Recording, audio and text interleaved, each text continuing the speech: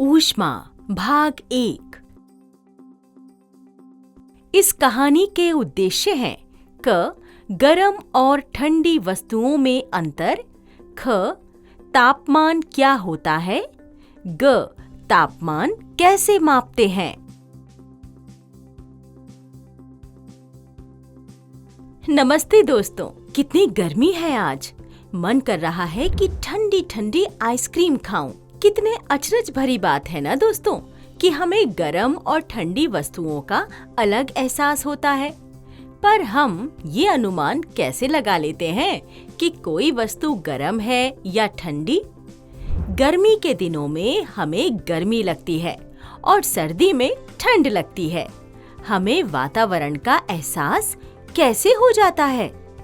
चलिए आज इस वीडियो के पात्रों के माध्यम से इसी तरह के कुछ सवालों के उत्तर ढूंढते हैं।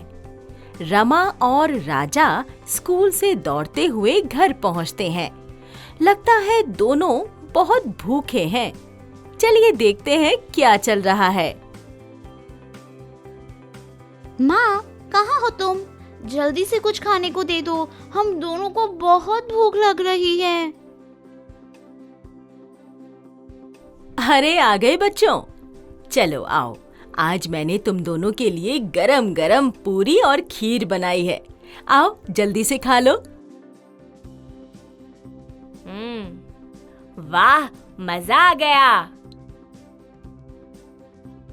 ओहो, ये पूरी तो गरम है।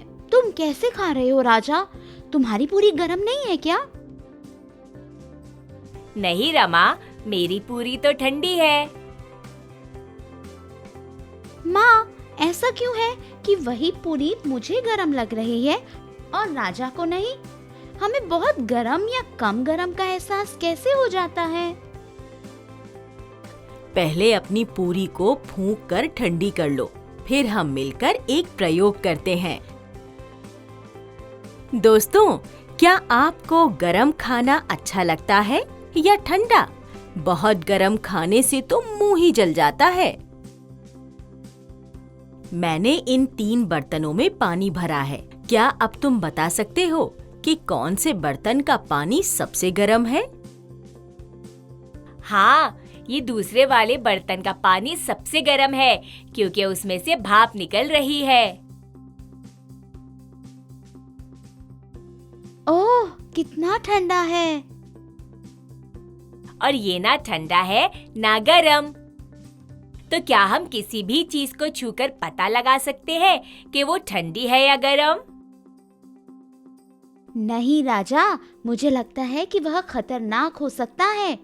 जैसे अभी अगर तुम गरम पानी में हाथ डालते तो तुम्हारा हाथ जल सकता था।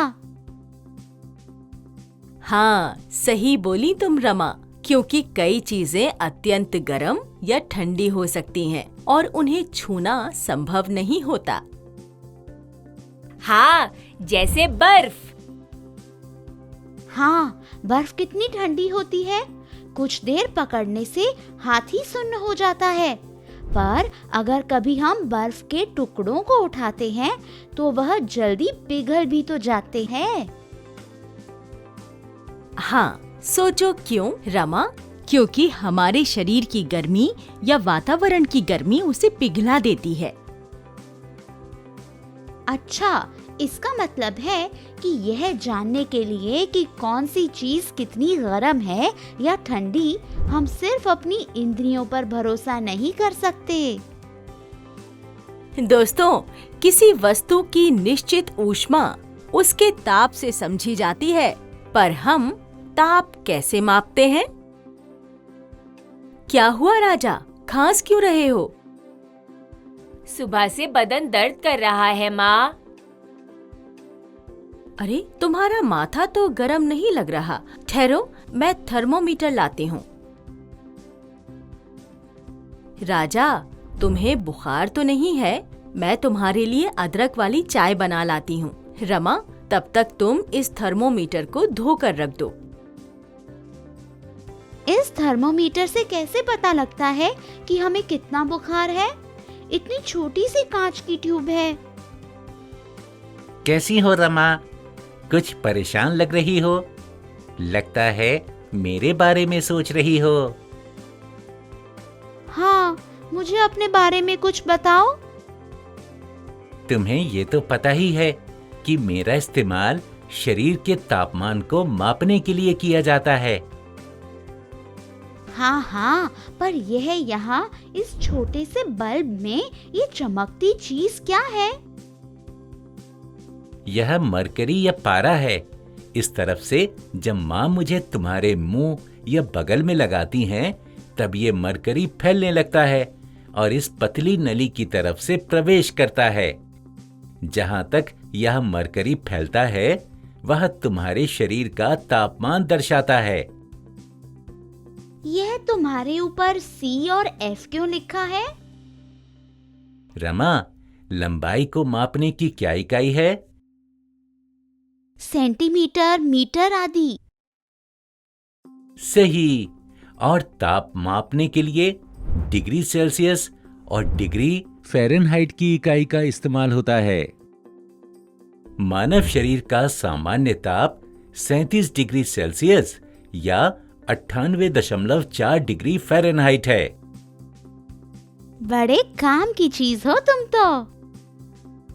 चलो, अब मुझे पानी से साफ करके मेरे कवर में रख दो, नहीं तो माँ नाराज हो जाएंगी। तो देखा दोस्तों, हमें कोई वस्तु कम गरम या कोई वस्तु अधिक गरम क्यों लगती है। हमने ये भी जाना कि शरीर का तापमान कैसे निर्धारित करते हैं। पर क्या इसी थर्मोमीटर से हम गर्म पानी का ताप माप सकते हैं? चलिए, इस सवाल का जवाब हम अगले वीडियो में ढूंढेंगे। अभी के लिए इतना ही। जल्द मिलते हैं।